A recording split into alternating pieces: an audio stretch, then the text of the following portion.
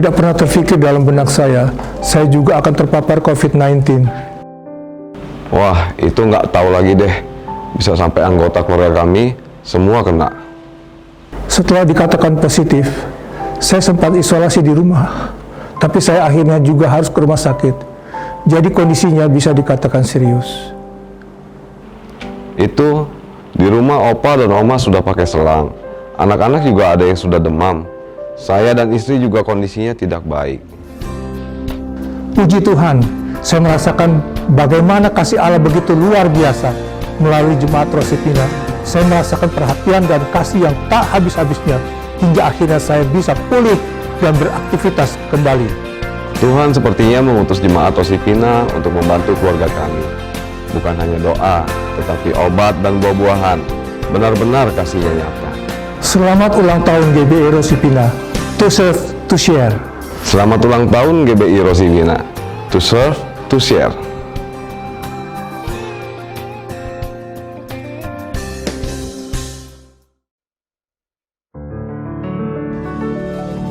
Tahun Tuhan menyertai kita di Gereja Baptis Indonesia Rosipina.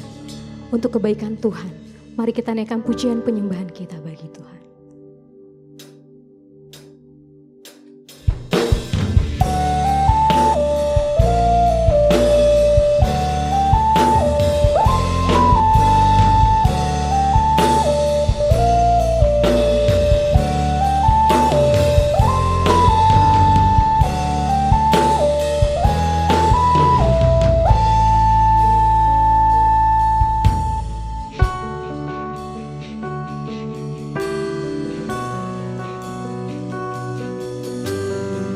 Sama-sama kita katakan, pujilah Yesus yang mulia. Pujilah Yesus yang mulia, berkuasa namanya. Sujudlah hai malaikat surga, nobatkan Rajamu. Sujudlah hai malaikat surga, nobatkan Rajamu.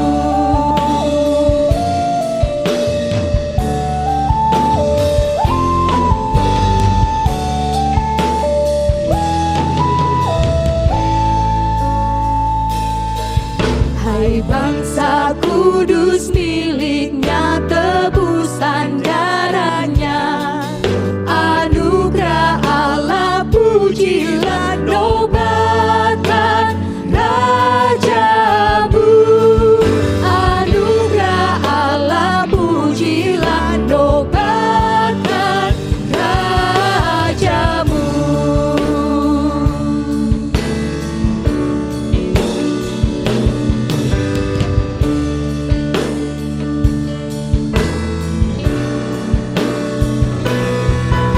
Segala bangsa di dunia, setiap makhluknya, gemakan puji dasarnya, nobatkan Rajamu. Gemakan puji kuasanya, nobatkan Rajamu.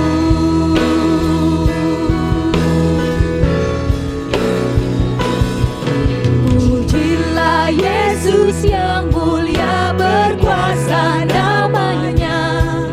Sujudlah hai malaikat surga, nobatkan Rajamu. Sujudlah hai malaikat surga, nobatkan Rajamu. Nobatkan Rajamu. Nobatkan Rajamu.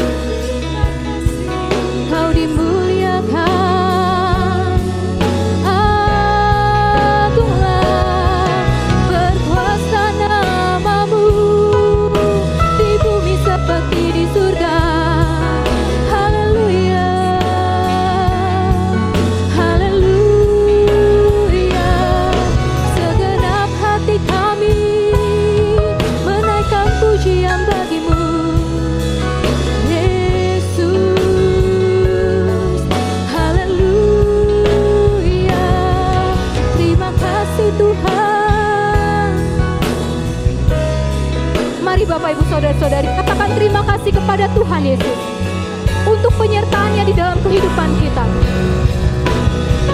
Kami bersyukur Tuhan Allah kami. Kami muliakan nama-Mu, sujud menyembah-Mu. Haleluya.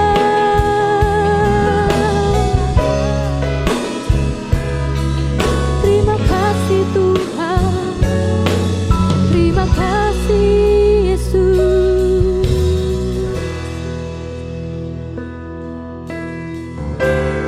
Aku memuji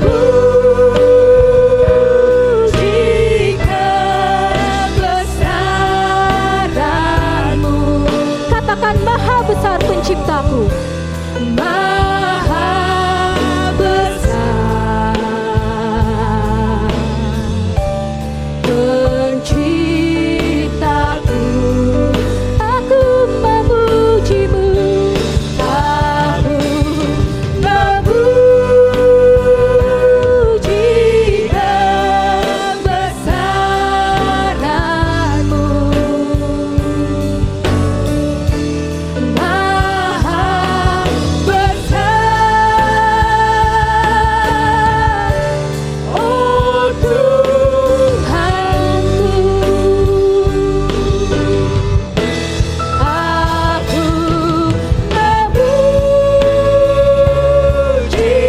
kebesaran-Mu. Maha besar penciptaku. Mari naikkan pujian bagi Tuhan kita. Katakan, aku memuji kebesaran-Mu. Maha besar, maha besar, oh Tuhanku. Lebih sungguh-sungguh katakan, aku memuji-Mu. Aku memuji kebesaran-Mu. Maha besar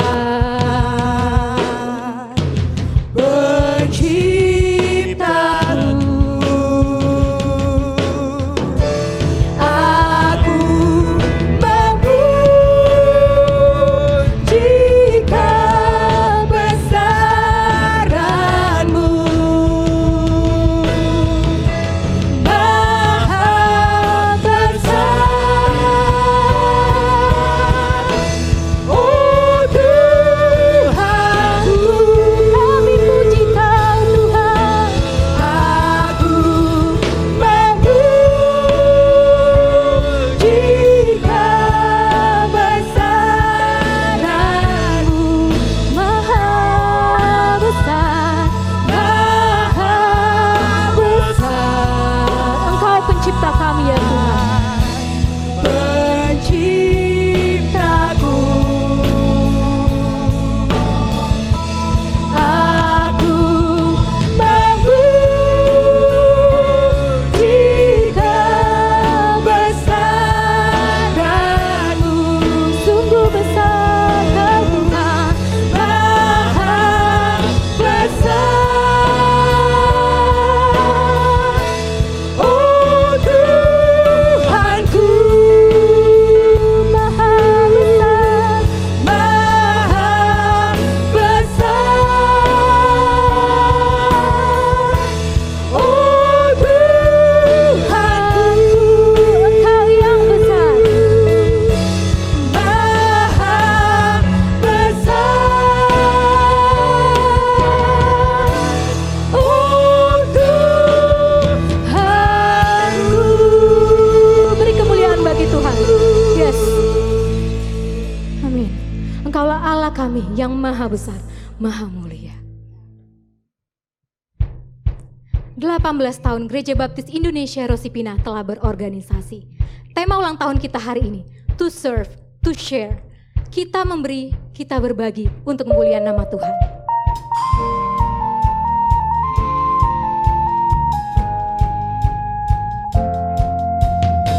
Aku datang ya Tuhan, untuk penuhi panggilan, menjadi saksi iman melalui pujian.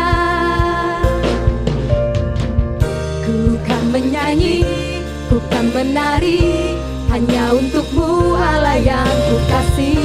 Kau ku layani sepenuh hati, segala kemuliaan bagimu Tuhan.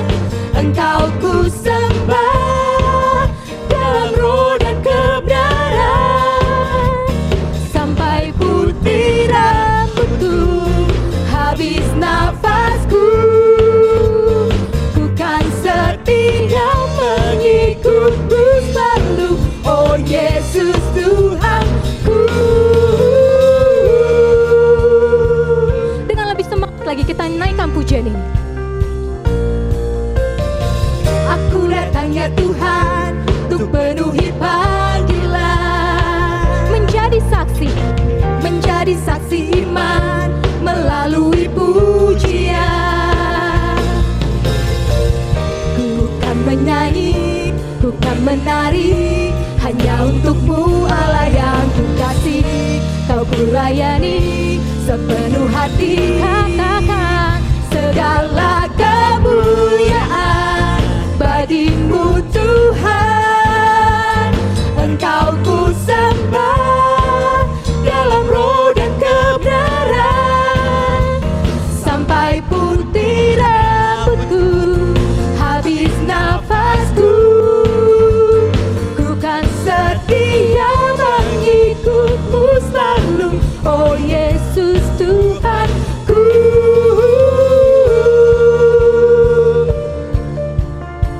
Inilah pujian kami Tuhan, untuk menyenangkan hatimu. Sama-sama katakan, Tuhan ini mazmurku, pujian bagimu, persembahan hatiku. Tuhan ini syukurku, ku naikkan hanya bagimu, Yesus yang layak ditinggikan. Segala kemuliaan bagimu Tuhan. Engkau ku sembah dalam roh dan kebenaran, sampai putih rambutku, habis nafasku, ku kan setia mengikutmu selalu. Oh Yesus Tuhan, segala kemuliaan bagimu Tuhan. Engkau ku sembah dalam roh dan kebenaran, sampai putih rambutku, habis nafasku, ku kan setia mengikutmu selalu. Oh Yesus Tuhan, ku kan setia mengikutmu selalu. Oh Yesus Tuhan, ku kan setia mengikutmu selalu. Oh Yesus Tuhanku. Haleluya, kemuliaan bagi Tuhan. Kita mau lebih lagi menaikkan pujian penyembahan kita bagi Tuhan.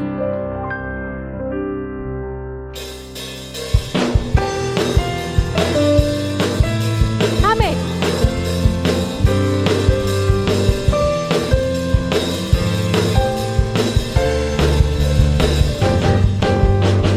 Karyamu mempesonaku, kau angkatku dari kelam, kasih tulus memberi warna. Kau buang semua gelisah, kau beriku sukacita, kau buatku selalu tertawa. Kau taruhlah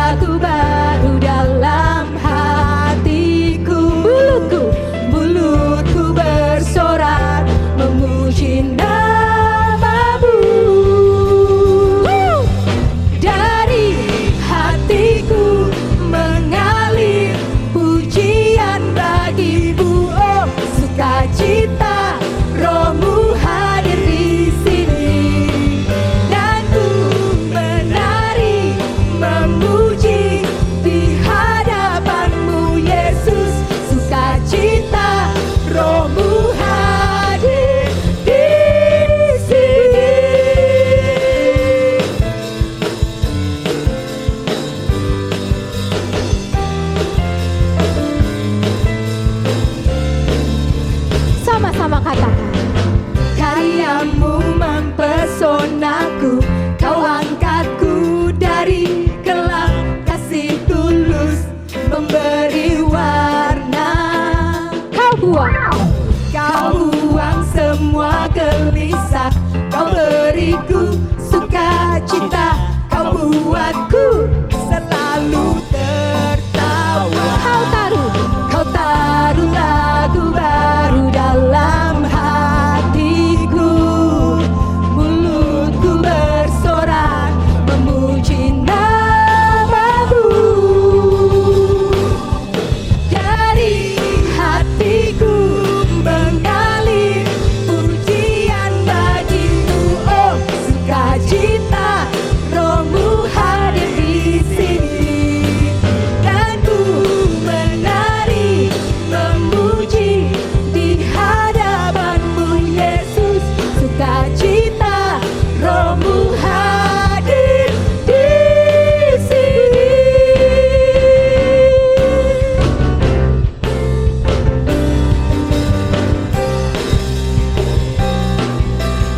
Mari kita bernyanyi bersama-sama.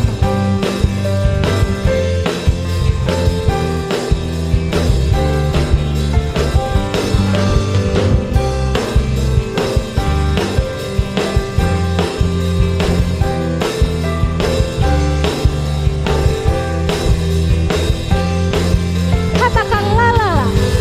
La la la la la la. La la la la la.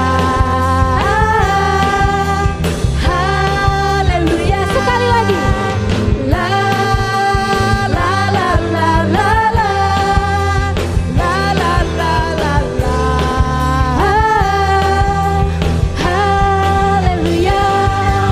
Dari hatiku mengalir pujian bagimu, oh sukacita, Rohmu hadir di sini, dan ku menari memuji di hadapanmu Yesus. Sukacita, Rohmu hadir di sini.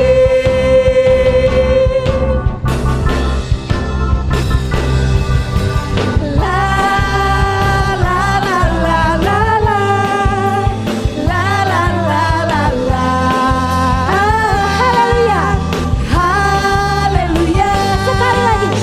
La la la la la la. La la la la la. Rohmu hadir di sini.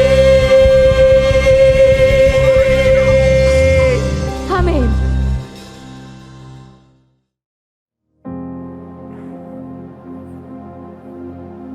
Shalom, selamat datang di Rospina Story. 18 tahun sudah gereja ini berorganisasi. Tuhan mengirimkan anak-anaknya yang luar biasa untuk membangun, memuliakan nama Tuhan di Gereja Baptis Indonesia Rosipina. Kita akan simak kisahnya, bagaimana membangun Gereja Baptis Indonesia Rosipina. Inilah Rosipina Story selengkapnya.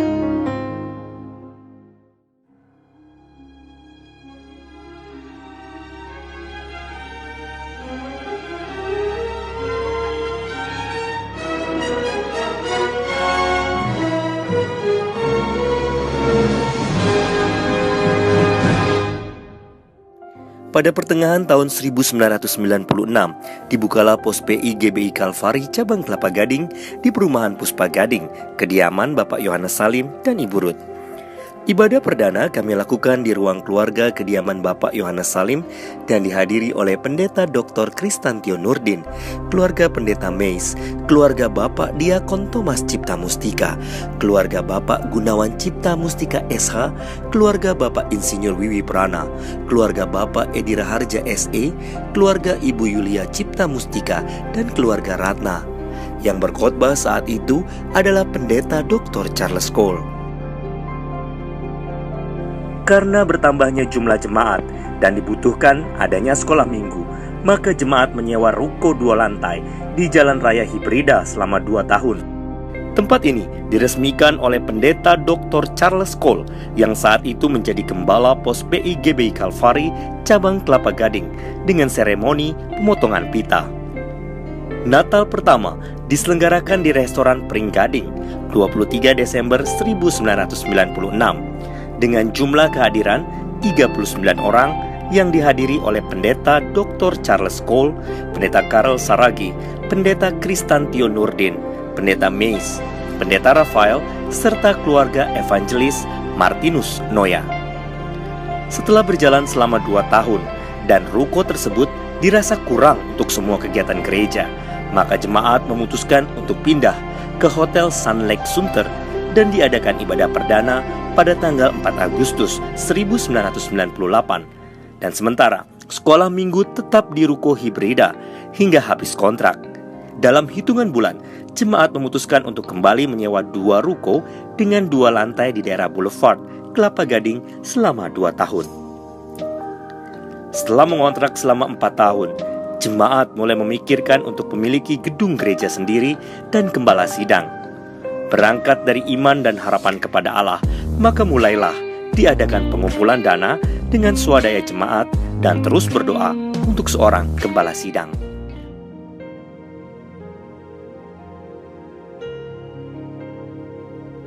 Jemaat Gereja Baptis Indonesia Rosipina akhirnya 1 Juli 2001 Pendeta Susanto Dwi Raharjo bergabung sebagai Gembala Sidang Gereja Baptis Indonesia Rosipina. Saat ini sudah bersama saya adalah Pendeta Susanto Dwi Raharjo. Pak Dwi, apa kabar Pak Dwi? Baik Pak Bel. Baik ya Pak. Bapak bergabung tanggal 1 Juli 2001 sebagai Gembala Sidang di Gereja Baptis Indonesia Rosipina. Bapak boleh ceritakan bagaimana waktu itu proses bergabungnya di sini Pak? Silakan Pak. Ya, pertama-tama terima kasih Pak Abel untuk kesempatan yang diberikan kepada kami menyaksikan bagaimana campur tangan Tuhan di dalam kehidupan kami. Diawali dulu saya gembala sidang di Gereja Baptis Indonesia Prambanan, dan di bulan Januari itu kami mengadakan kebaktian Padang. Jadi kami mengadakan kebaktian Padang, kami berbakti bersama-sama di suatu rumah makan mengapung di namanya Rowo Jimbung. Jadi itu suatu semacam danau yang luas dan banyak rumah makan mengapung di situ.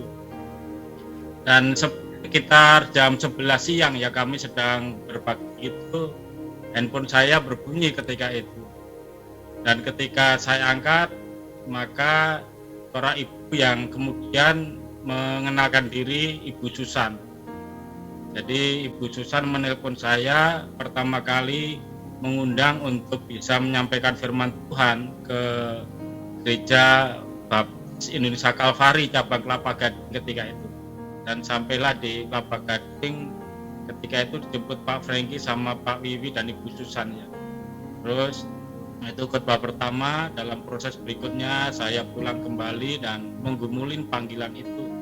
Karena ketika itu di samping saya mengajar saya menggembalakan di Gereja Baptis Indonesia Prambanan, saya juga mengajar di Sekolah Tinggi Teologi Injil Indonesia sebagai dosen di sana, dan juga di beberapa universitas di Jakarta saya mengajar. Nah, karena itu ini menjadi suatu pergumulan yang luar biasa untuk meninggalkan masuk ke Jakarta. Untuk kemudian saya menghidupi nasib sampailah di Jakarta, disambut dengan luar biasa. Ketika itu pendeta di Gereja Baptis Indonesia Kalvari Pusat itu Pendeta Sutoyo L. Sigar. Dan kebetulan beliau adalah dosen saya ketika di Jogja, dan beliau juga yang dulu merekomendasi saya menjadi dosen di STTI Jakarta itu. Kami dijemput, diantar oleh ya kembali ada Pak Franky, ada Bu Susan, ada Pak Wiwi, ada Pak Peter, ada begitu banyak jemaat yang mengantar saya untuk memasuki suatu rumah di Nusa Indah. Jadi di Nusa Indah di Kiring itu tempat pertama yang ditempatkan ke kami. Itulah awal pertama kami menginjak Jakarta. Sebelumnya kami belum pernah ke Jakarta karena tidak pernah punya pikiran bisa melayani di Jakarta. Itu awal mulanya Pak Abel. Oke, Pak Dwi, Di awal-awal pelayanan Gereja Baptis Indonesia Rosipina cukup banyak tantangan. Walaupun sudah memiliki gedung Gereja Baptis Indonesia Rosipina di Sumagung, tapi kita belum bisa beribadah ya Pak sampai Desember 2002. Bapak mungkin bisa bercerita mengenai tantangan yang dihadapi di awal-awal pelayanan dulu Pak. Silakan Pak. Ya, pada awalnya kami datangkan gereja masih di Boulevard Blok I ya. Jadi di Boulevard kami di sana dan seluruh jemaat mengajak untuk berdoa menggumuli satu tempat, dan pada akhirnya tempat di Sumagung itu yang kita tempati sekarang. Dan ketika mau datang ke situ memang ada banyak tantangan, terutama dari kelompok-kelompok yang tidak menyetujui ya Pak Abel. Jadi ada kelompok-kelompok yang tidak menyetujui dan itu melarang untuk pindah tempat di Sumagung. Oke, Pak Dwi, perjuangannya cukup panjang dan berat ya Pak Dwi ya. Tapi Bapak juga adalah salah satu tokoh penting dalam peresmian gedung gereja tanggal 1 November 2003. Bapak ingat peristiwa itu Pak? Iya Pak, jadi itu peresmian gereja yang luar biasa Pak. Luar biasanya gini, ini kan diawali dengan satu tekad bersama, keberanian seluruh jemaat. Keberanian untuk berhadapan pada tantangan yang sangat berat. Ya, saya sih bersyukur sekali karena jemaat begitu luar biasa.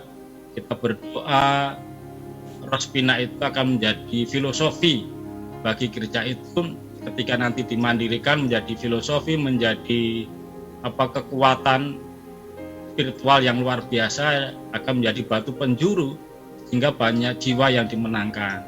Dan itu satu pergumulan sebenarnya. Tanggal 1 November rapat panitia perancang semua jemaat terlibat, dan RUG rapat urusan gereja, dan pada akhirnya dicatat 1 November sebagai hari gereja itu Pak Abel.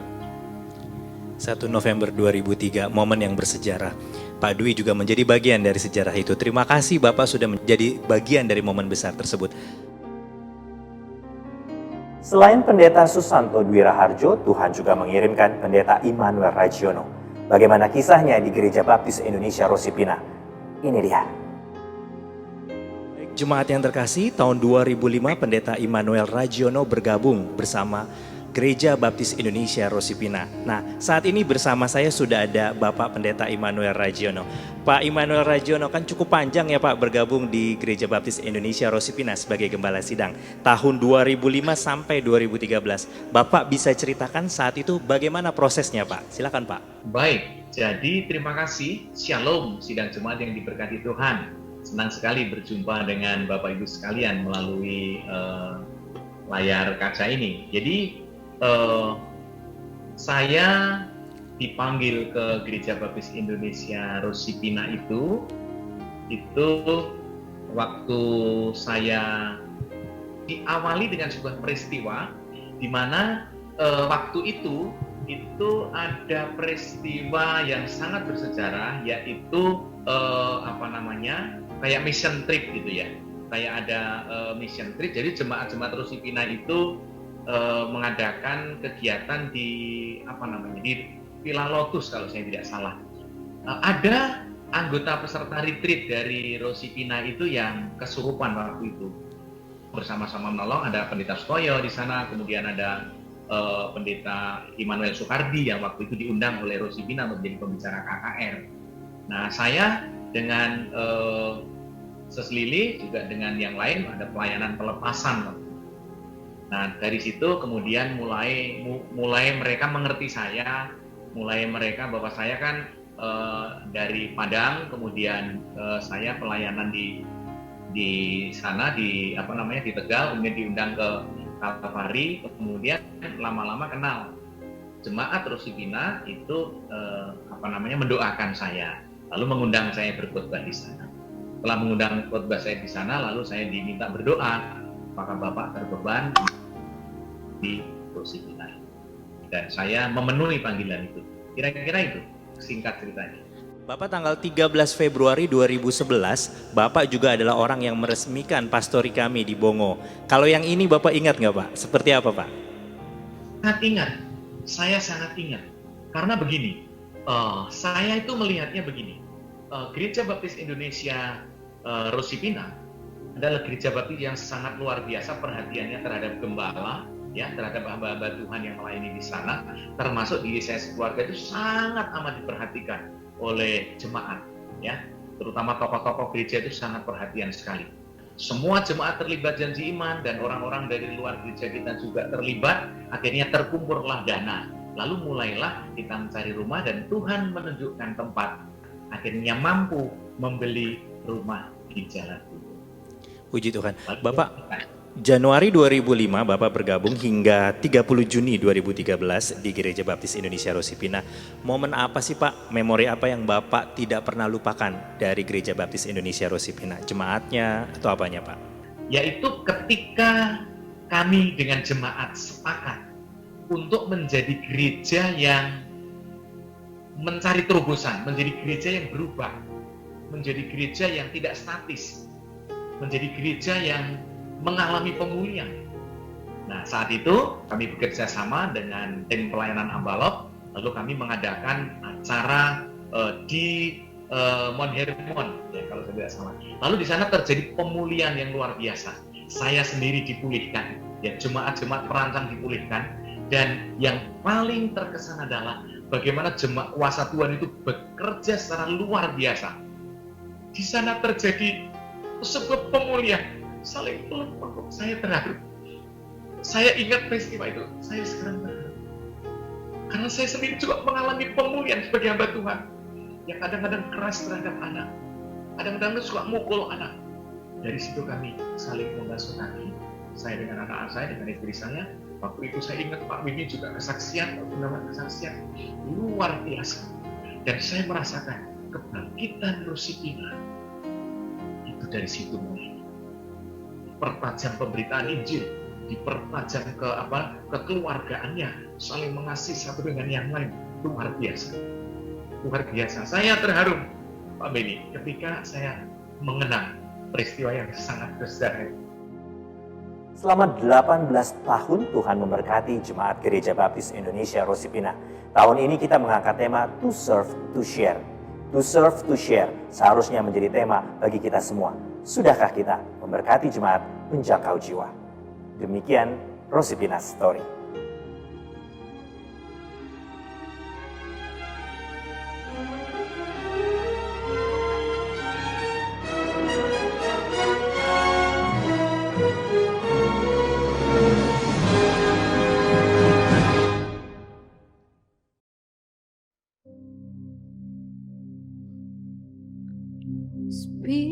Spirit of the living God, fall fresh on me.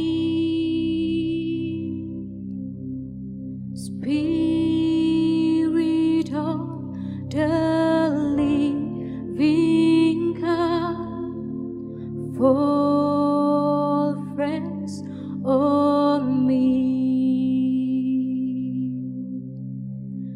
Melt me, mold me, fill me, use me, Spirit of the living God, fall fresh on me.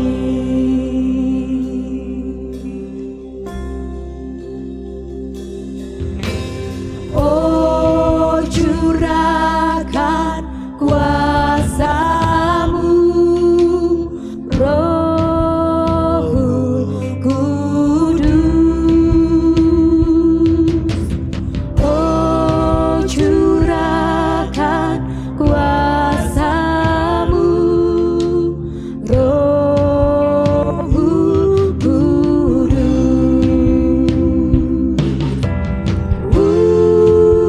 Ubah dan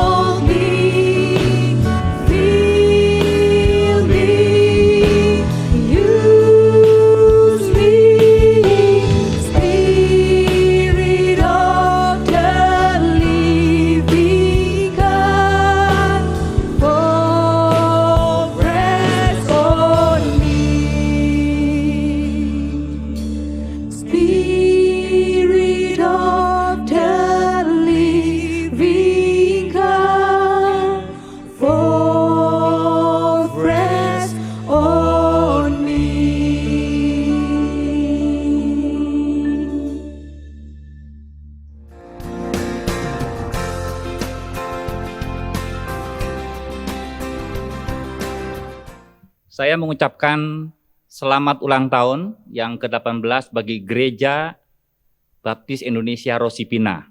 Berbahagia saudara sudah menjalani 18 tahun bersama dengan Tuhan.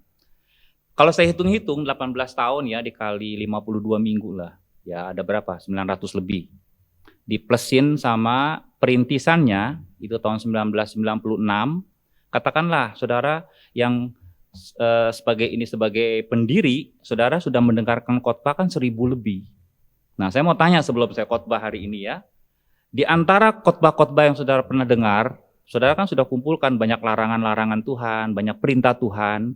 Ada nggak di antara saudara yang merasa ada perintah Tuhan atau larangan Tuhan yang lumayan berat atau sulit dilakukan sampai saat ini? Nah, khotbah saya ini akan menjawab semua yang menjadi pergumulan di gereja ini. Untuk itu mari kita sama-sama berdoa dulu ya. Tuhan, kami bersyukur Engkau sudah memberi kesempatan kepada kami menyaksikan di Indonesia ini dengan gerejamu yang berdiri sampai 18 tahun. Dan kami bersyukur untuk visi misi yang Kau taruh dalam setiap para pendiri, para pengurus. Biarlah hari ini kami dapat mengerti dan mendaur ulang kembali apa yang sudah pernah Tuhan lakukan beberapa tahun yang lalu. Dan kiranya ke depan kami punya visi yang lebih jelas, lebih mantap lagi, bisa lebih real lagi untuk bisa memenangkan lingkungan kami, bahkan mewarnai Indonesia ini. Dalam nama Yesus, amin. Nah, khotbah hari ini sesuai dengan tema yaitu to serve dan to share ya. Kalau saya memberi judul tuh melayani Tuhan dan melayani sesama. Ini diambil dari Matius pasal yang ke-22 ayat yang ke-34 sampai dengan yang ke-40. Saya akan bacakan ayat yang ke-34 ya. Ketika orang-orang Farisi mendengar bahwa Yesus telah membuat orang-orang Saduki itu bungkam, berkumpullah mereka. Nah, ini ayat adalah puncak dari perdebatan Yesus dengan orang Saduki dan orang Farisi. Bahkan Alkitab kita sebelumnya menggambarkan Yesus itu dikeroyok dengan berondongan pertanyaan-pertanyaan yang tujuannya adalah untuk menjatuhkan Yesus. Kalau saudara baca ayat-ayat sebelumnya, Yesus diberondong dengan banyak pertanyaan. Nah, berharap supaya Yesus tidak bisa menjawab, atau kalau Yesus bisa menjawab, jawabannya salah. Dan itu sebagai bukti otentik untuk menjatuhkan Yesus. Nah, di ayat yang ke-34, ini adalah usaha terakhir untuk menjatuhkan Yesus dengan berbagai pertanyaan. Nah, kata bungkam di sini, rupanya Yesus berkali-kali, saudara, ingin dijatuhkan dengan berbagai pertanyaan, tapi Yesusnya dengan mudah dia bisa menjawab, dan kata bungkam di sini, ini mengunci seluruh strategi mereka yang jahat itu. Nah, dan bagusnya di ayat yang ke-34 bagian akhir, saudara bisa melihat di situ ya, berkumpullah mereka. Nah, setahu saya orang Saduki sama orang Farisi itu nggak pernah cocok, doktrinnya berbeda. Ya, Saduki tidak percaya kepada kebangkitan, kepada malaikat, Farisi itu percaya. Lain doktrinnya. Tapi ayat yang ke-34 mengatakan di sini, demi melawan Yesus, mereka itu bersatu. Orang Saduki dan orang Farisi bersatu, berkumpullah mereka, lalu mereka tunjuk satu orang yang dianggap bisa mewakili untuk menjebak Yesus dengan pertanyaan. Perhatikan dalam ayat yang ke-35 dan yang ke-36. Mereka suruh satu orang, ya, profesinya ini adalah ahli Taurat. Saudara bisa baca di situ, saya tidak baca ayatnya ya, 35 ya. Seorang dari antara mereka seorang ahli Taurat. Nah, biasanya ahli Taurat dalam Perjanjian Baru itu diterjemahkan dengan istilah grammateos atau teacher of the law, guru agama. Tapi kali ini ahli Taurat yang dipakai di ayat yang ke-35 itu diterjemahkan dalam bahasa Yunani itu nomikos. Diterjemahkan dalam King James itu artinya lawyer. Artinya apa? Artinya ini ahli Taurat adalah orang yang paling pinter dari semua ahli-ahli Taurat yang ada. Berarti strategi mereka itu begitu serius ya, begitu kuat sekali, dan dikatakan di sini apa? Ayat yang ke-36, orang Farisi ini bertanya atau ahli Taurat ini bertanya begini, "Guru, hukum manakah yang terutama dalam hukum Taurat?" Nah, sekarang saudara pernah tahu ya, di kalangan orang Yahudi, itu orang Yahudi kan peraturan dan hukumnya kan begitu banyak sekali. Ada 613 hukum. Ya, 248 diantaranya berupa perintah yang harus dilakukan, dan 365 adalah berupa larangan yang harus dihindari oleh mereka. Nah, dari 613, Yesus disuruh pilih salah satu atau dua hukum yang terutama. Nah, saudara, asal saudara tahu latar belakang tentang orang-orang Farisi, orang ahli Taurat ini, mereka itu ada sering mengklasifikasikan hukum-hukum Taurat, ya. Misalnya begini, saya temukan banyak di Perjanjian Baru, kalau hukum Taurat ini, peraturannya ini berbicara mengenai ibadah yang dapat dilihat oleh orang banyak, misalnya kayak sedekah, berdoa, memberi puasa. Nah, mereka itu melakukannya di depan umum dan mereka itu dianggap itu hukum yang terpenting. Tapi keadilan, kesetiaan, belas kasihan, kadang-kadang mereka abaikan. Nanti di tengah-tengah khotbah saya akan kutip ayat tersebut. Jadi dengan demikian, mereka sebenarnya ingin mencari tahu apa pendapat Yesus dari 613 hukum itu, yang mana yang paling penting. Namun, saudara, dikatakan di sini, dalam Yakobus pasal yang kedua ayat yang ke-10, kita dapat informasi, ketentuan hukum Taurat, ya, kalau saudara melihat ada 613, katakanlah saudara melakukan ada 600 hukum yang saudara lakukan sekian tahun. Ada 13 hukum lagi yang saudara belum lakukan, nah ini semua batal.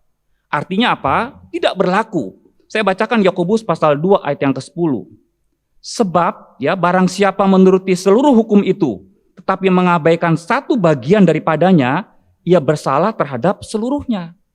Jadi andai kata saudara melakukan 612 hukum, satu hukum tidak dilakukan, itu sama dengan orang yang disebut sebagai pelanggaran. Jadi artinya apa, saudara? Percuma, Yesus jawab apapun dari rentetan 613, Yesusnya pasti salah. Namun saudara, ya, ini saya bilang kepada saudara, Yesus yang kita punya nih, Yesus keren banget saudara ya. Dikatakan dalam Alkitab kita, yang ditanya itu hukum yang mana? Tapi Yesus menjawab bukan hukum yang mana. Yesus menjawab esensi dari hukum tersebut, tujuan dari hukum tersebut, atau basic dasar dibuatnya sejarah dari hukum tersebut. Mereka bertanya, hukum yang mana Tuhan? Yang paling penting. Yesus menjawab, apa yang paling terbesar yang harus kamu ketahui mengenai hukum-hukum tersebut. Kemudian Yesus menjawab dalam ayat yang ke-37 ya, sampai 40 saya akan bacakan. Jawab Yesus kepadanya, kasihilah Tuhan Allahmu dengan segenap hatimu, dan dengan segenap jiwamu, dan dengan segenap akal budimu. Inilah hukum yang terutama dan yang pertama. 39. Dan hukum yang kedua, yang sama dengan itu, sebenarnya bukan sama, yang hampir sama dengan itu, karena ini pasti hukumnya lebih rendah daripada hukum yang pertama. Kasihilah sesamamu manusia seperti dirimu sendiri. Pada kedua hukum inilah bergantung seluruh hukum Taurat dan kitab para nabi. Nah, Yesus sebenarnya tidak buat hukum yang baru. Kalau saudara teliti, ya hukum yang pertama, kasihilah Tuhan Allahmu, itu sebenarnya kutipan dari Ulangan 6 ayat yang ke-5. Lalu kasihilah sesamamu, hukum yang kedua, itu kutipan dari Imamat 19 ayat yang ke-18. Namun kerennya Yesus saudara, hukum yang lama diambil dari antara rentetan hukum-hukum tersebut, kemudian dia memberi makna yang baru kepada mereka. Bagi mereka, hukum yang Yesus kutip ini bukan asing lagi, ini hukum yang sering mereka temui, ya, yang mereka ucapkan, yang mereka khotbahkan. Tapi kali itu, Yesus memberi warna baru, memberi penjelasan yang detail sekali, kenapa hukum Taurat itu dibuat. Jadi esensinya hukum Taurat dijelaskan kepada mereka yang bertanya seperti itu.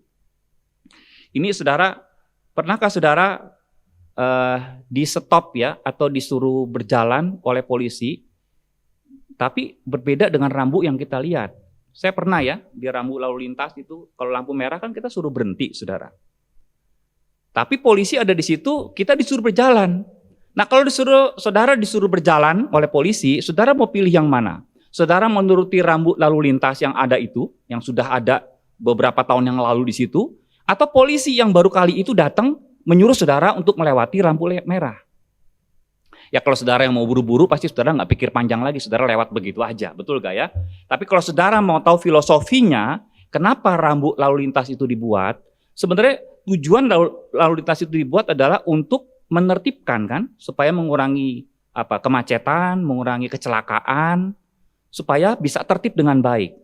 Nah, pertanyaannya sebenarnya bukannya hukum yang mana atau peraturan yang mana kita mesti turutin, rambu lalu lintas lampu merah itu atau polisinya, bukan itu. Sebenarnya harus kita tanya adalah tujuan daripada polisi itu kita disuruh berjalan. Saya melihat keadaan waktu itu macet banget, saudara. Jadi saya punya alasan, saya mengikuti polisi itu bukan karena saya takut sama polisi itu, bukan karena polisi saya anggap lebih berkuasa daripada rambut-rambut lalu lintas, bukan.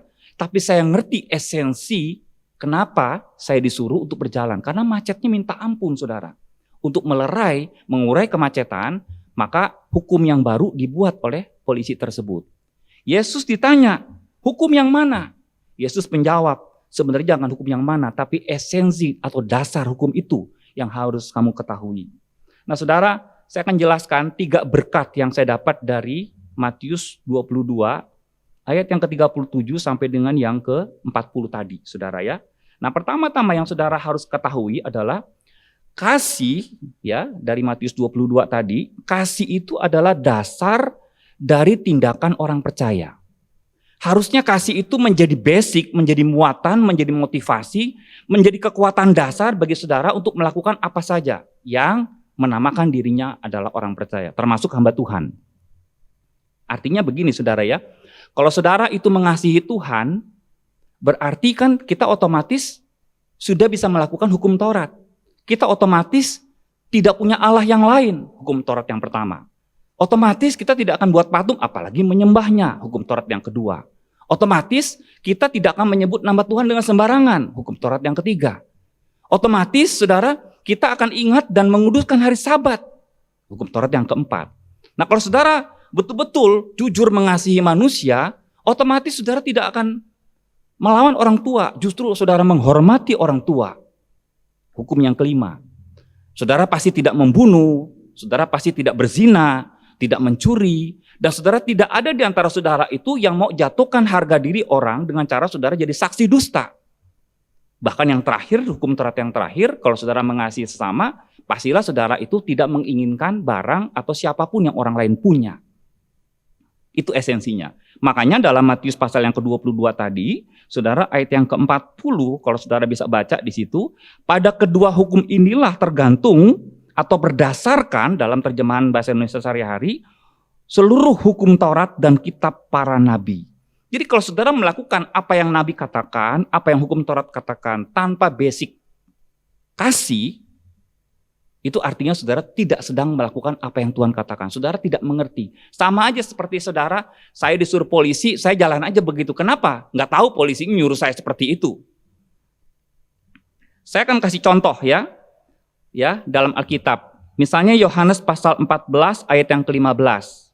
Ayat itu justru mendukung apa yang saya khotbahkan hari ini, bahwa orang yang mengasihi Tuhan itu pasti dia mentaati Tuhan kan? Ya, Yohanes 14 ayat yang ke-15 mengatakan, "Jikalau kamu mengasihi aku," kata Yesus, "kamu juga akan menuruti segala perintahku."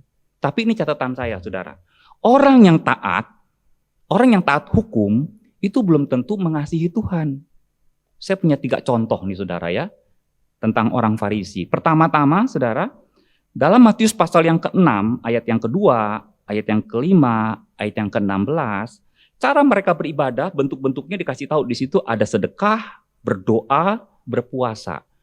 Justru mereka itu, saudara, orang Farisi dan ahli Taurat ini, dia memberikan sedekah itu supaya dilihat sama orang, alias pamer. Kalau kita melakukan sesuatu yang namanya ibadah kita, tujuannya supaya pamer, kira-kira ini sesuai gak dengan apa yang Tuhan katakan dalam hukum kasihnya? Yang kedua, dalam Lukas pasal 18 ayat yang ke-11 sampai yang ke-12, orang Farisi itu berdiri dan berdoa dalam hatinya begini. Nah, karena ini kan berdoanya dalam hati, saya mesti besarkan volumenya biar saudara itu tahu ya apa yang didoakan dalam hati orang Farisi ini. Dikatakan begini ya, "Ya Allah, aku mengucap syukur kepadamu karena aku tidak sama seperti semua orang lain. Bukan pembunuh, ya, bukan perampok, bukan orang lalim, bukan penzina, dan juga bukan seperti pemungut cukai ini. Aku berpuasa 2 kali seminggu. Aku memberikan persepuluhan dari segala penghasilanku." Nah, ini memang tidak pamer karena dalam hati, tapi Yesus mengatakan ini orang yang sombong rohani. Ini yang kedua, saudara.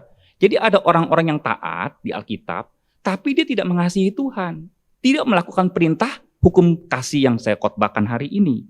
Yang ketiga, ya, saya mau kasih contoh dalam Matius pasal yang ke-23, ayat yang ke-23, kemunafikan orang Farisi ini dikritik oleh Yesus, celakalah kamu hai ahli-ahli Taurat dan orang-orang Farisi, hai kamu orang-orang munafik, ya, sebab persepuluhan dari selasih, adas, manis, dan jintan kamu bayar, tetapi yang terpenting dalam hukum Taurat kamu abaikan, yaitu keadilan dan belas kasihan dan kesetiaan. Yang satu harus dilakukan dan yang lain jangan diabaikan. Jadi di Kristen juga ada, saudara. Orang kelihatannya taat kepada Tuhan, taat kepada agamanya. Tapi ketika dibongkar hatinya, saudara, itu tidak jauh berbeda dengan orang Farisi, dengan ahli Taurat. Melakukannya tujuannya yang tadi saya sudah sebutkan. Makanya Yesus kemudian dia melontarkan kata-kata ini. Ini cukup membuat saya kaget, saudara ya. Matius 5 ayat yang ke-20. Dikatakan begini, kepada orang Kristen dikatakan begini, jika hidup keagamaanmu, kalau saya terjemahkan dengan zaman sekarang, jika hidup kekristenanmu itu tidak lebih benar daripada hidup keagamaan ahli-ahli Taurat dan orang-orang Farisi, sesungguhnya kamu tidak akan masuk ke dalam kerajaan sorga. Yesus tidak mengatakan jika hidup keagamamu itu lebih baik. Karena kalau soal ketaatan, kita ini kalah sama orang Farisi. Coba saya tanya ya, siapa di antara saudara yang kasih perpuluhan hari ini begitu detail seperti orang Farisi? Kalau orang Farisi kan dikatakan tadi adas, jintan, selasih saja dikasih. Artinya apa? Kalau ada orang kasih rempah-rempah kepada dia, 1/10 itu dikasih persembahan perpuluhannya loh. Nah kalau di antara saudara kan ada yang dibeliin bakso, dibeliin bakmi, dibeliin apa lagi saudara. Kan nggak ada perpuluhannya kan, perpuluhan saudara kebanyakan dari gaji ya. Jadi kita dari segi ketaatan kita kalah sama orang Farisi. Tapi Yesus mengatakan begini, tapi jika hidup keagamamu tidak lebih benar, artinya apa? Sikap hati orang Farisi dalam melakukan kebenaran firman Tuhan itu salah. Itu poin pertama. Jadi sama ya, di abad modern ini kalau saudara memberi persembahan, lantaran saudara mau diberkati 30, 60, 100 kali lipat, itu salah saudara. Karena dasarnya bukan kasih. Itu janji Tuhan yang harus kita aminkan. Tapi jangan gara-gara itu, saudara termotivasi untuk memberi. Ada juga orang yang beribadah, dia rajin berdoa, agar Tuhan memberkati hidupnya dia. Boleh gak? Boleh saja. Tapi kalau muatannya melulu hanya itu saja, kita apa bedanya dengan orang Farisi dan ahli Taurat? Kita ikut Tuhan karena sembuh boleh gak Pak? Boleh. Saya juga ikut Tuhan karena disembuhkan oleh Tuhan. Ikut Tuhan karena Tuhan kasih kemakmuran. Boleh gak? Boleh. Ikut Tuhan karena saya dapat pasangan orang Kristen. Dulunya saya bukan Kristen lupa. Boleh gak? Boleh. Tapi saudara jangan ada di area promosi kerajaan Allah saja. Itu kan promosi kerajaan Allah kan. Kesembuhan, kemakmuran. Jangan hanya saudara terlena di situ. Saudara mesti pindah ke level yang lain dalam kekristenan saudara. Saudara mesti bertanya kritis, kenapa Tuhan berkati saya? Kenapa Tuhan sembuhkan saya? Oh Tuhan tuh baik ya, Tuhan punya kasih kepada saya. Harusnya saudara berkata kepada diri saudara, hari ini saya mengiring Tuhan bukan lantaran saya disembuhkan, tapi karena saya tahu dia mengasihi saya, dia pilih saya. Itu yang pertama. Yang kedua saudara, mengasihi dalam Matius pasal yang ke-22 yang tadi kita baca, itu sebuah perintah. Ya, perhatikan dalam ayat yang ke-37 dan 39. Kasih, hilah, katalah. Jadi ini kata perintah yang mesti dijalankan. Kalau kita tidak menjalankan atau kita tidak melakukan, itu dikategorikan sebagai orang yang melanggar atau berbuat dosa. Saya kasih contoh ya, Wahyu pasal yang kedua, ayat yang kelima. Ini terjadi di satu jemaat yang usianya sudah 40 tahun berdirinya, saudara. Ya, Efesus. Dikatakan begini, kegiatannya masih ada gak? Masih banyak kegiatan di gerejanya, masih rutinitasnya juga masih banyak. Dalam Wahyu pasal yang kedua ayat yang kelima, Tuhan mengatakan begini, sebab itu ingatlah betapa dalamnya engkau telah jatuh, bertobatlah dan lakukanlah lagi apa yang semula engkau lakukan. Jika tidak demikian, kata Yesus, aku akan datang kepadamu dan aku akan mengambil kaki dianmu dari tempatnya jika engkau tidak bertobat.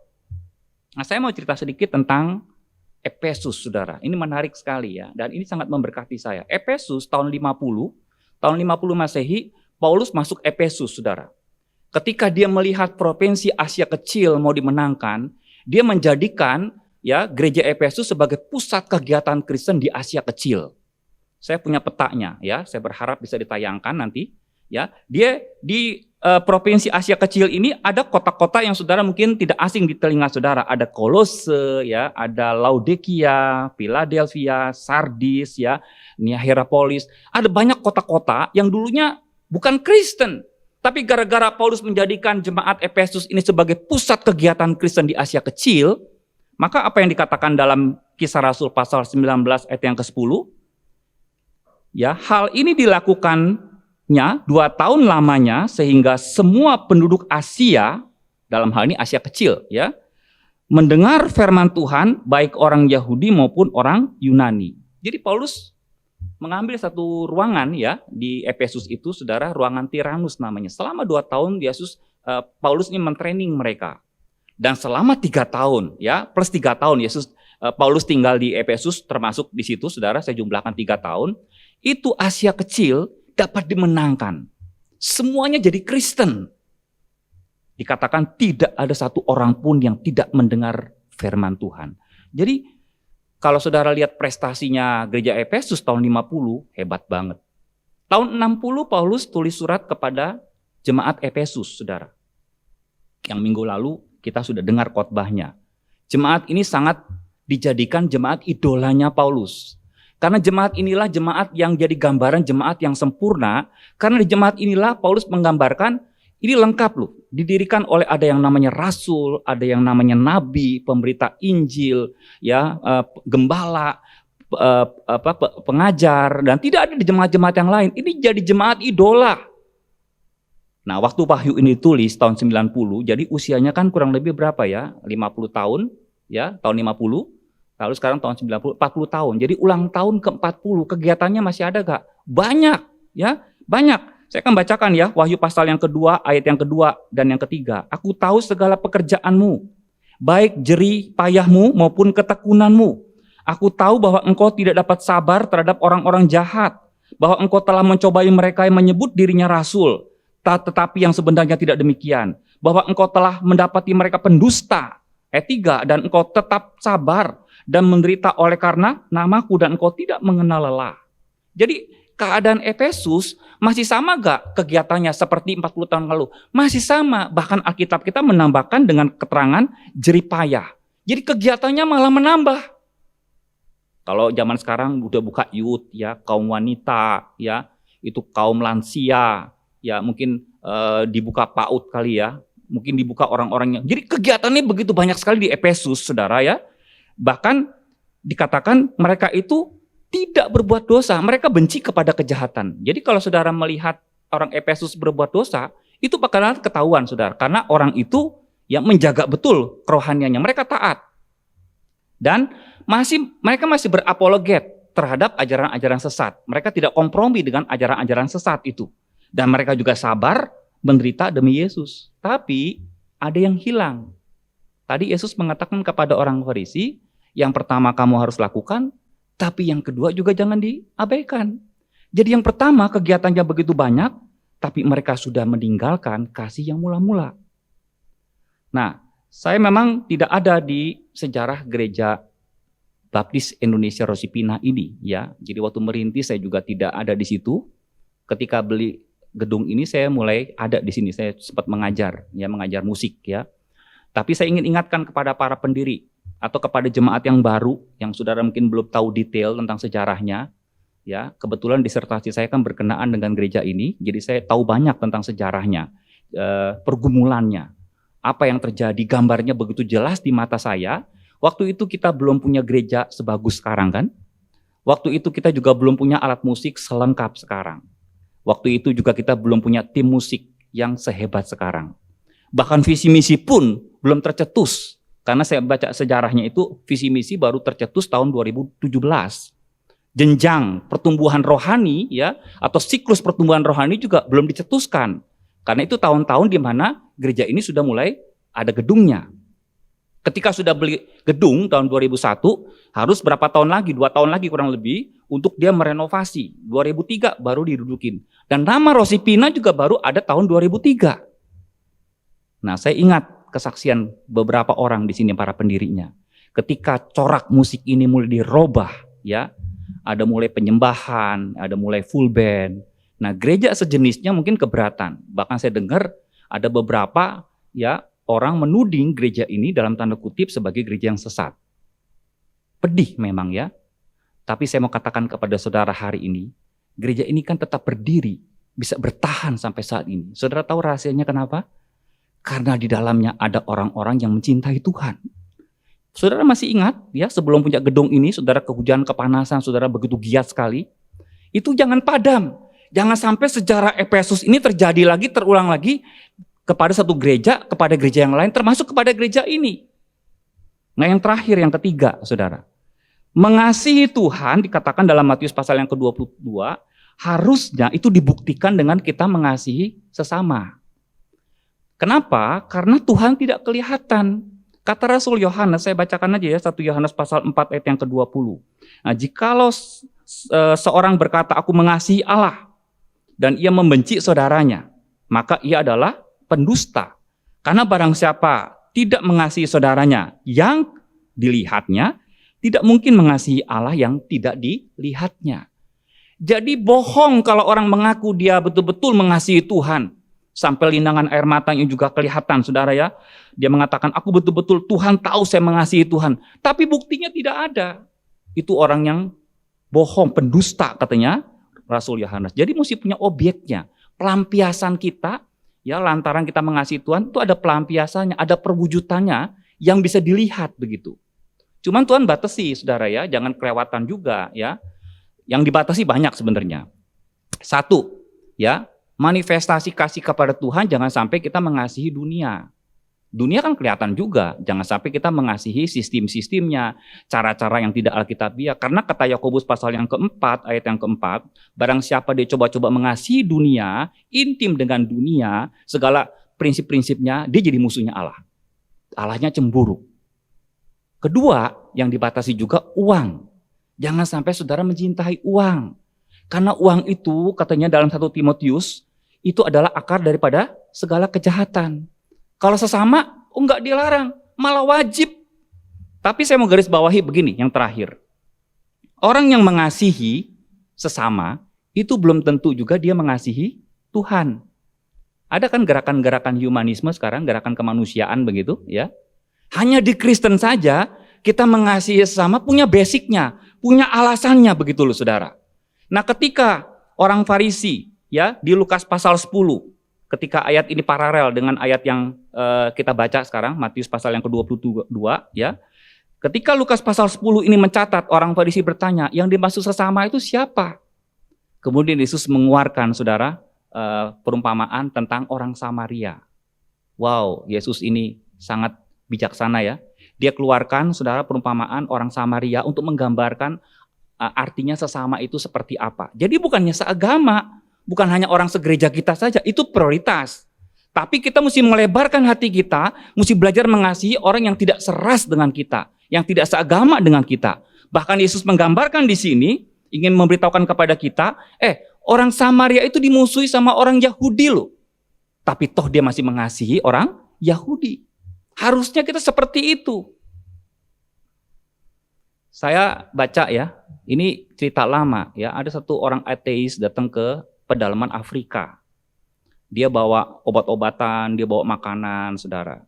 Sampai di rumah kepala suku, karena kepala suku ini sudah jadi Kristen, kaget dia orang ateis ini, karena di rumahnya itu banyak Alkitab, saudara. Jadi di mejanya ada Alkitab, ya di tempat rak buku juga ada Alkitab. Nah, sebagai seorang ateis, dia mesti kasih tahu keyakinannya dia. Dia katakan kepada kepala suku dan anak buahnya begini, kenapa kitab ini ada di sini? Anda tahu gak bahwa kitab ini kan mitos? Bukan mitos, bohong. Ini isinya bohong semua. Misionari itu dibohongi, kamu dibohongin. Kamu dikibuli sama dia. Lalu kepala suku ini dia berkata kepada orang ini, tahukah Anda, ya gara-gara Alkitab ini Anda tidak saya makan hari ini.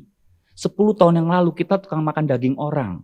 Gak peduli dia bawa obat, apa dia bawa makanan, kita makan juga sama-sama yang kasih itu. Saya berubah karena lantaran kitab ini mengajarkan ada hukum kasih. Saudara tahu ya, di dunia itu kan ada 3 macam hukum ya. Pertama itu namanya hukum rimba. Yang kuat dia yang menang atau dia yang mendapatkan kan. Yang kedua adalah hukum keadilan. Yang dikatakan di sini semua orang adalah setara di mata hukum kan. Dia termasuk orang kaya, orang hebat juga bisa dihukum karena harus adil. Tapi yang ketiga adanya cuma di Kristen, yaitu hukum kasih. Setara di mata Tuhan. Nggak peduli dia agamanya apa, ya, dia sukunya apa, dia perbuatannya seperti apa, kita belajar sebagai manifestasi kita mengasihi Tuhan, kita mengasihi sesama kita. Nah, saya nggak tahu ya, saudara seharusnya jadi orang Kristen, saudara mesti cek and recheck hati saudara. Saudara ikut jadi Kristen ini atau pelayanan itu kelantaran kenapa? Nggak enak sama orang yang nyuruh, atau karena saudara ingin buktikan saudara cinta sama Tuhan kepada sesamanya. Nah, mengakhiri khotbah saya, saudara, izinkan saya kutip dari Yohanes pasal 21, saudara, ayat yang ke-17. Saudara tahu ya kisah ini ya. 3 kali Yesus bertanya kepada Petrus. Dan untuk ketiga kalinya Petrus ditanya seperti ini. Kata Yesus kepadanya untuk ketiga kalinya, Simon anak Yohanes, apakah engkau mengasihi aku? Maka sedih hati Petrus karena Yesus berkata untuk ketiga kalinya, apakah engkau mengasihi aku? Dan ia berkata kepadanya, Tuhan, engkau tahu segala sesuatu. Dia ingin katakan, engkau tahulah hati saya. Engkau tahu bahwa aku mengasihi engkau. Terus jawab Yesus apa? Gembalakanlah domba-dombaku. Jadi ini sebenarnya ayat kembaran. Kalau saudara itu mencintai Tuhan, saudara harusnya mencintai juga apa yang Tuhan cintai. Nah, saya tertarik dengan kata sedih di sini, saudara. Saya mau akhiri renungan kita hari ini, khotbah saya hari ini adalah tentang kenapa Petrus menangis ketika ditanya yang ketiga kali oleh Yesus. Jadi waktu dia menjawab dengan penuh air mata. Begini, saudara. Kata 3 kali itu mengingatkan Petrus waktu dia itu menyangkal Tuhan. Saudara kan dia menyangkal Tuhan berapa kali? 3 kali. Menurut Matius 10 ayat 32 dan 33, Yesus dia pernah memberi ancaman begini. Barang siapa yang menyangkal aku di hadapan manusia, aku juga kelak akan menyangkal dia di hadapan Bapa. Jadi Petrus sudah melakukan pelanggaran yang amat sangat menyakiti Yesus banget. Dan saya tidak pernah ketemu ayat yang mengatakan, Yesus bertanya begini, Petrus kenapa sih engkau tega banget menyangkal aku? Hah? Bertobat gak? Bertobat gak? Enggak begitu kan? Di tepi danau Galilea itu Yesus bertanya begini, Petrus engkau betul-betul gak sih mengasihi aku? Petrus menangis karena dari pertanyaan 3 kali ini, Petrus merasa Yesus itu, saudara, dia mengerti apa yang dia gumuli waktu dia menyangkal Tuhan. Seolah-olah Tuhan berkata begini, aku tahu waktu engkau mengikut aku waktu itu engkau tidak mengasihi aku. Engkau mungkin mengikut aku karena lantaran aku janji barang siapa yang meninggalkan ladangnya akan kuberikan 100 kali lipat, rumahnya aku akan kuberikan 100 lipat, iya kan? Waktu itu engkau motivasinya mengikut aku bukan karena cinta. Tapi saya mau tanya, betul gak sebenarnya engkau mengasihi aku? Petrus menangis, saudara, di situ. Dia katakan Tuhan tahu bahwa aku mengasihi Tuhan. Saya mau tanya ya, mengakhiri khotbah, saudara tahu gak kenapa Tuhan mengasihi saudara? Atau saudara boleh gak tanya sama Tuhan, Tuhan apa sebabnya Tuhan mengasihi saya? Apa sebabnya dari sekian juta atau miliar orang, Tuhan pilih saya menjadi anaknya? Saudara pernah tanya begitu? Saudara, kalau saudara tanya terus dalam hidup saudara, dalam pencarian saudara bertanya, saya percaya saudara akan mendapatkan jawaban bahwa Tuhan mencintai saudara tanpa sebab. Ya, cinta sejati itu adalah cinta tanpa sebab. Cinta pilih kasih itu adalah cinta tanpa sebab. Kalau cinta ada sebabnya, pasti ada embel-embel di belakangnya. Dan Tuhan mengasihi Petrus tanpa sebab. Tuhan juga mengasihi saudara tanpa sebab. Supaya kita yang mengasihi Tuhan punya sebab. Nah, saudara bingung kali saya putar-putar gini. Jadi kita mengasihi Tuhan karena apa? Karena Tuhan lebih dulu mengasihi kita. Dan Tuhan tidak bisa menjawab kenapa dia mengasihi kita. Karena hatinya jatuh kepada kita, kita mesti gayung bersambut. Petrus, dia merasa Tuhan begitu mengasihi dia habis-habisan. Saudara tahu gak akhir hidup Petrus bagaimana? Bukti cintanya kepada Tuhan. Waktu dia pelayanan di Roma terakhir, saudara. Ya, ketika dia mau dianiaya sama Nero tahun 67, dia lari. Sampai di pintu gerbang Roma, ya. Sampai di pintu gerbang Roma, dia dapat penglihatan Yesus masuk ke Roma. Dia tanya, ya, dalam bahasa Latin, Quo vadis Domine? Mau kemana engkau Tuhan? Terus Tuhan menjawab, aku mau disalib lagi, dengan wajah yang sedih. Petrus tersungkur, ya, di pintu gerbang Roma, Dia katakan, Tuhan aku ingat, aku cinta engkau. Dia balik lagi saudara ke Roma. Dia serahkan dirinya. Waktu dia disalib dia bilang, aku gak layak disalib dengan kepala di atas. Aku mau kepalaku di bawah. Saya mau katakan saudara gini ya, saudara mau berkorban apapun tanpa saudara cinta sama Tuhan itu sia-sia. Petrus mati bagi Yesus karena itu bukti cinta dia habis-habisan kepada Tuhan. Saudara, saya mau tantang ya, kalau di antara saudara yang memajukan gereja ini hanya pendiri saja, pengurus saja. Saya bisa bayangin ya, gereja ini kan berjalan sudah 18 tahun. Kebayang nggak? Bukan hanya kepada pengurus, ya pendiri yang mengasihi Tuhan, semua jemaat termasuk youth, anak-anak, bahkan bayi saudara, doakan agar cinta Tuhan itu melanda gereja ini. Saya bertanya, saya percaya ya, gereja ini bukan hanya gereja yang stagnan nanti, yang ada penuh dengan kegiatan-kegiatan yang rutinitas, tapi gereja ini seperti Efesus waktu didirikan pertama tahun 50 oleh Paulus, yang memenangkan Asia Kecil begitu mudah, 3 tahun bisa dimenangkan, karena kasih melanda Asia Kecil dari Efesus. Saya nggak tahu Efesus sekarang kalau saudara ke Turki sudah tidak ada lagi. Barangkali Efesus adalah satu gereja yang tidak menjawab kritikan Yesus. Kemana kasih mula-mula? Saudara, kalau gereja sudah tidak ada kasih mula-mula, lama-lama gerejanya tutup. Lama-lama gerejanya jadi berubah, jadi perusahaan. Efesus didirikan dengan urapan Tuhan loh, bisa bongkar begitu, bisa tidak ada sampai hari ini. Jadi saya mau anjurkan kepada saudara, saya mau himbau, saya mau tantang kepada saudara. Hal yang pertama yang kita bisa lakukan, kita lakukan. Kegiatannya banyak, boleh gak? Boleh. Satu hal yang saudara mesti lakukan, tapi yang lain mengasihi Tuhan dan sesama. Jangan pernah saudara abaikan. Tuhan memberkati. Mari kita sama-sama berdoa. Tuhan, kami bersyukur Engkau masih dekat kami dalam kasih-Mu. Kehangatan kasih-Mu kami merasakan. Melangkahkan kaki di tahun ke-18 di gereja ini. Kami lihat tiap tahun Tuhan membuat mujizat yang luar biasa. Pembelaan-Mu tidak pernah surut. Ide-ide-Mu dan segala keajaiban-Mu tidak pernah sirna dari sejarah gereja ini. Tuhan, kami berdoa biar kasih-Mu melanda gereja ini habis-habisan, supaya kami tidak dapat menampung kasih-Mu dan luber keluar. Dan waktu kami mengasihi sesama, itu bukti bahwa Tuhan mengasihi kami. Tuhan, biar dunia sekeliling kami tahu bahwa kami adalah orang-orang yang punya hukum kasih, dan kami coba menerapkan kasih itu di ulang tahun kami ke-18. Terpujilah nama Tuhan yang sudah memberkati kami dalam nama Yesus. Amin.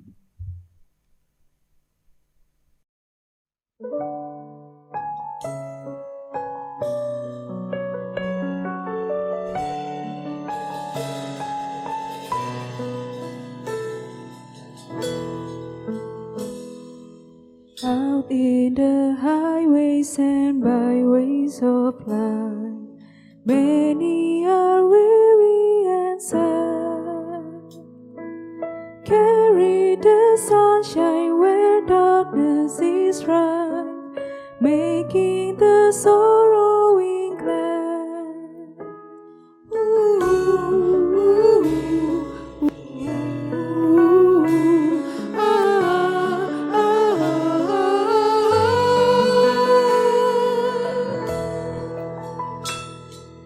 Tell the sweet story of Christ and His love. Tell His power to forgive. Others will trust Him if only you prove through every moment you live. ooh,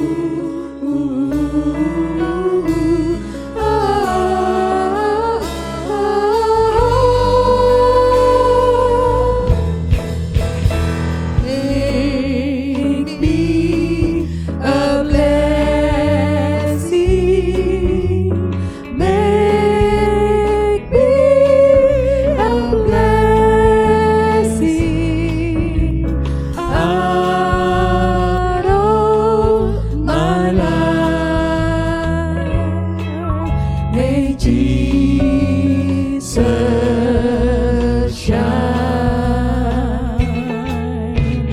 Make me a blessing. Savior, I pray, make me a blessing to someone today.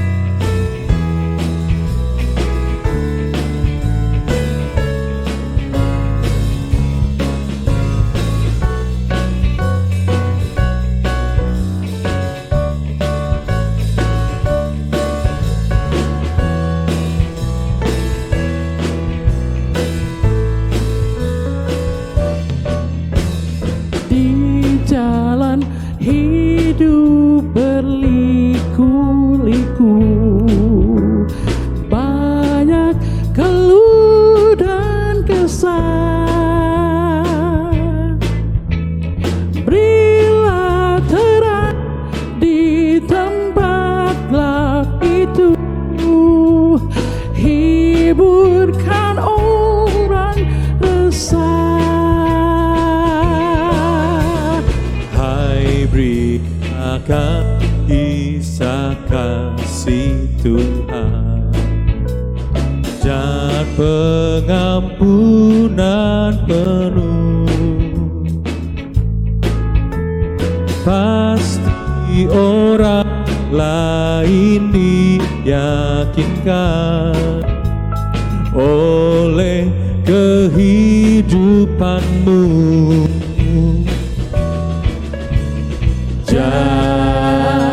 Jadikan aku pancaran terangmu, juga pengantar berkat-Mu.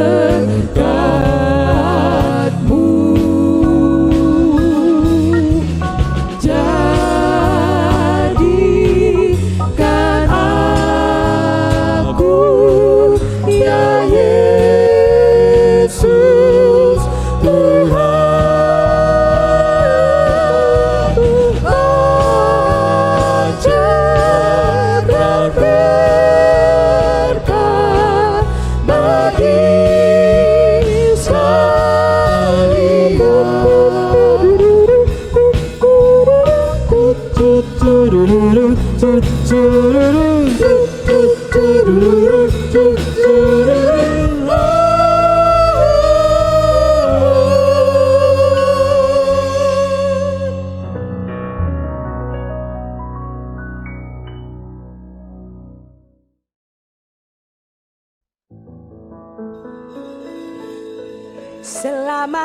ulang tahun kami ucapkan padamu.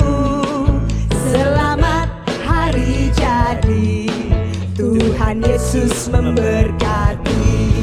Kami selalu berdoa agar kau tetap setia pada Yesus Kristus, Tuhan dan Raja kita. Kami mengucap syukur, Tuhan Yesus pimpin langkahmu. Untuk Rosipina, selamat ulang tahun.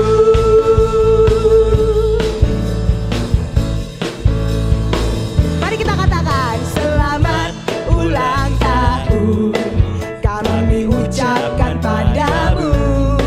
Selamat hari jadi, Tuhan Yesus memberkati.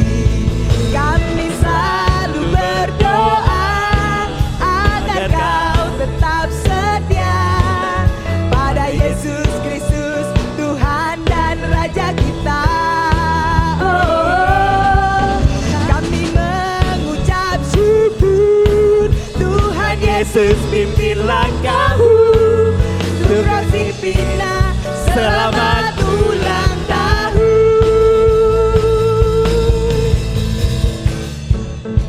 Mari ditiup lilinnya. Ala pandemi ya. Kami mengucap syukur. Kami mengucap syukur, Tuhan Yesus pimpin langkahmu.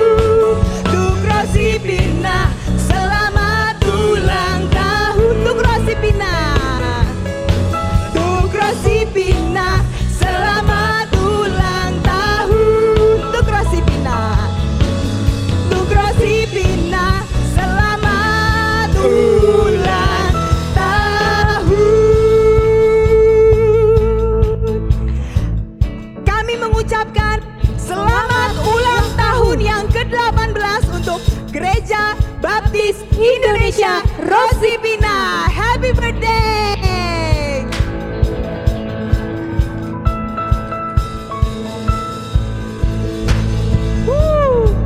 Untuk Rosipina, selamat ulang tahun.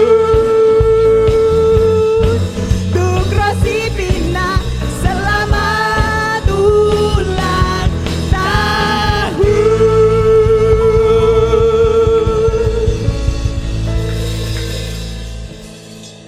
Shalom saudara-saudara Jemaat Gereja Baptis Indonesia Rosipina yang terkasih. Hari ini kita merayakan ulang tahun yang ke-18. Tema tahun ini adalah to serve, to share. Yang diambil dari Matius 22 ayat yang ke-37. Melalui tema ini, panggilan kita sebagai jemaat adalah untuk mengasihi Tuhan dan mengasihi sesama. Kita mewujudkannya melalui bakti di tengah-tengah situasi pandemi yang belum berakhir ini kepada saudara-saudara kita yang terdampak. Atas nama pengurus Gereja Baptis Indonesia Rosipina, saya mengucapkan selamat ulang tahun bagi kita semuanya, supaya kita terus maju di tahun yang baru. Doa kita bersama, kiranya Tuhan Yesus yang baik memberikan kepada kita senantiasa kesetiaan untuk menjadi alatnya mewujudkan kasih Tuhan di tengah dunia ini. Kiranya Tuhan Yesus memberkati semua. Amin. Amin.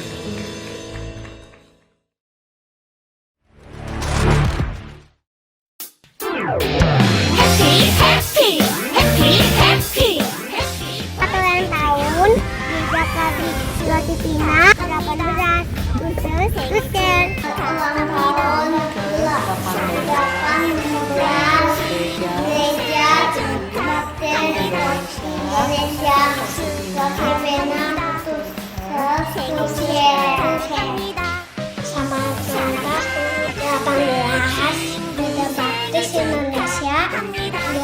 Pina Setushe. Selamat ulang tahun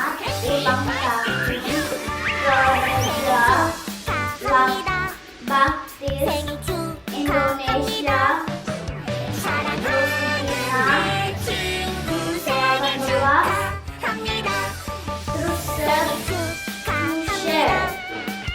생일 축하합니다. 사랑하는 Selamat ulang tahun ke-18 Gereja Baptis Indonesia Rosipina. To serve, to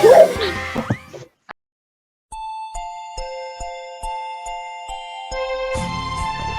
Selamat ulang tahun ke-18 Gereja Baptis Indonesia Rosipina.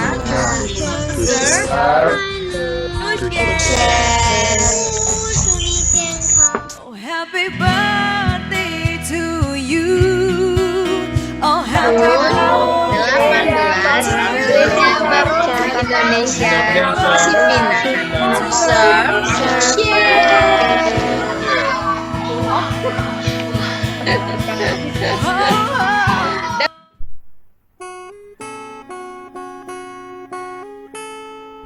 GBI Rosipina mengucapkan selamat ulang tahun ke-18 Gereja Baptis Indonesia Rosipina. Maju terus gerejaku. Selamat ulang tahun Gereja Baptis Indonesia Rosipina. Maju terus.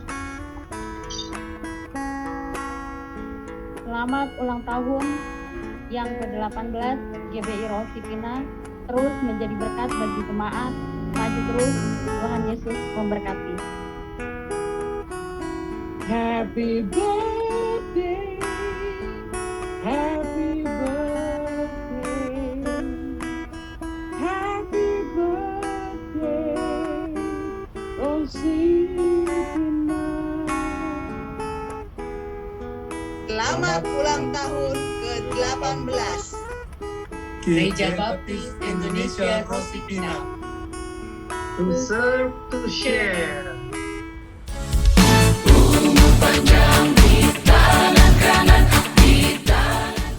Selamat tahun 18 Gereja Baptis Indonesia Rosipina. To share. Okay. Oh, happy birthday to you. Oh, happy birthday to you. Oh, happy birthday to you.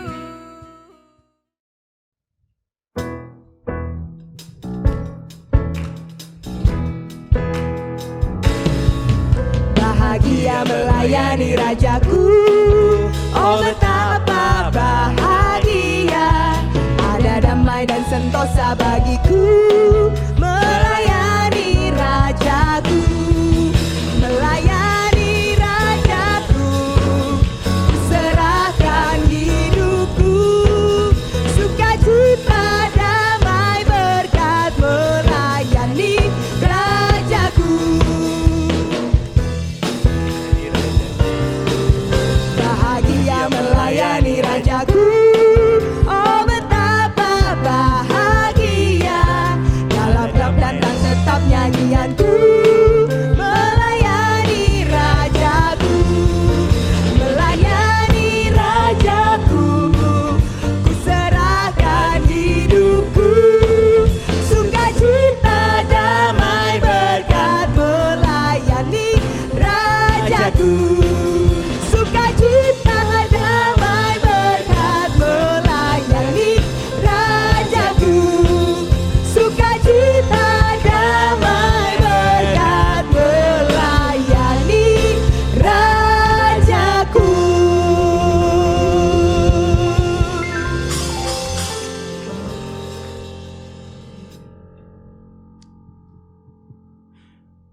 Ibadah hari ulang tahun pengucapan syukur gereja kita yang ke-18 sudah selesai dan kita percaya kita semua diberkati oleh Tuhan.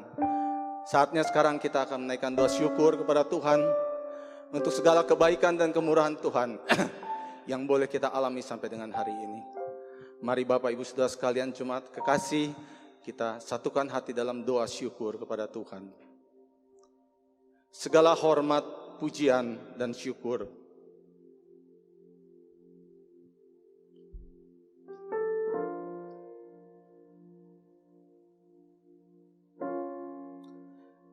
kami naikkan kepadamu.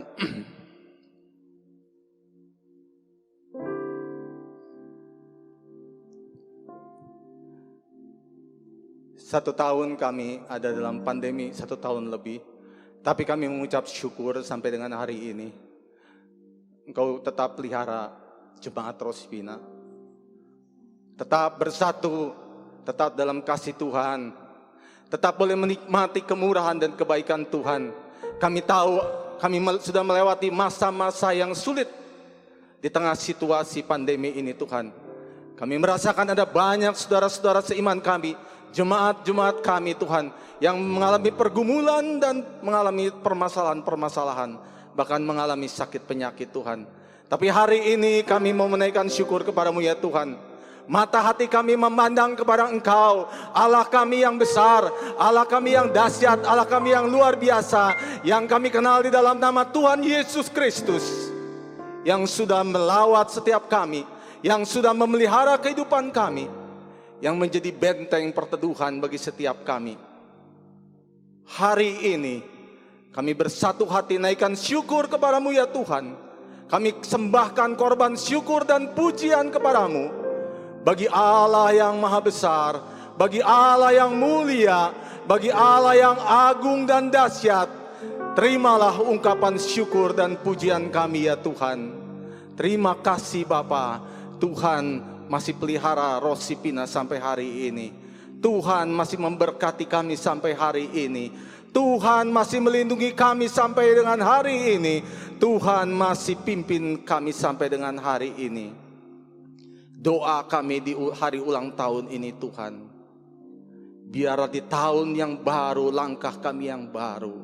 Pimpin langkah kami ya Tuhan, untuk menyongsong hari yang baru, untuk menyongsong Tuhan era yang baru di tahun yang baru, agar Tuhan berkenan terus memberkati gereja kami, agar Tuhan terus menjadikan jemaat kami jemaat yang berkarakter Kristus dan misioner, menjadi jemaat yang semakin dewasa di dalam Tuhan, menjadi jemaat yang semakin bertumbuh, menjadi jemaat yang bukan saja yang rindu diberkati oleh Tuhan, tetapi jemaat yang bermisi bagi Tuhan, menjangkau banyak jiwa, sehingga lewat Rosypina banyak jiwa boleh diselamatkan.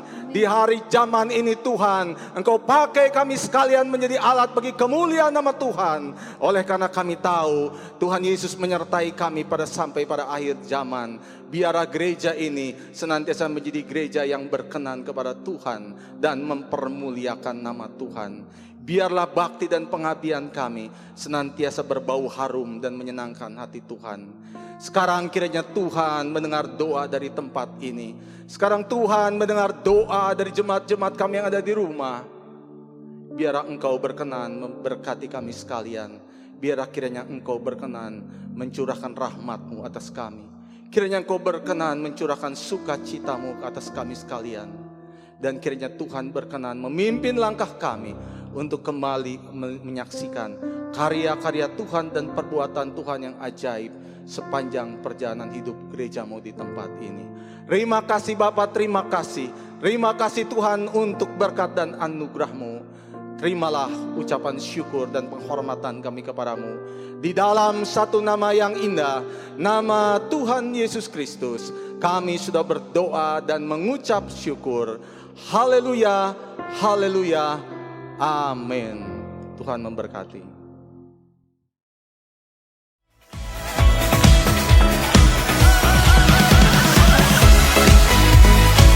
Terima kasih telah menjadi bagian dari ulang tahun ke-18 GBI Rosypina.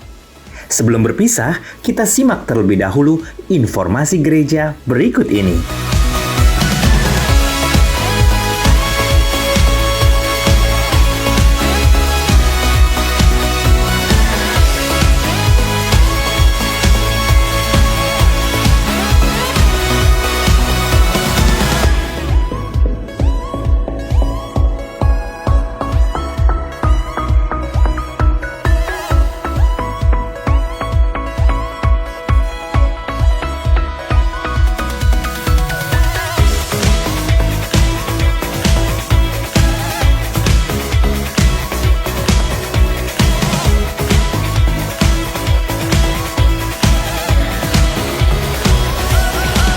Dalam pekan ini, siapa ya yang berulang tahun?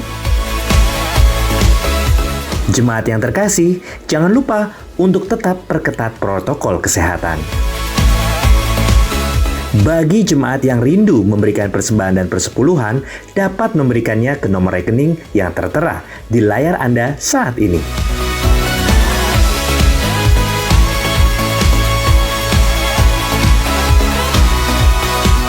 Sampai jumpa dalam ibadah minggu depan. Selamat ulang tahun, Tuhan Yesus memberkati. To serve, to share.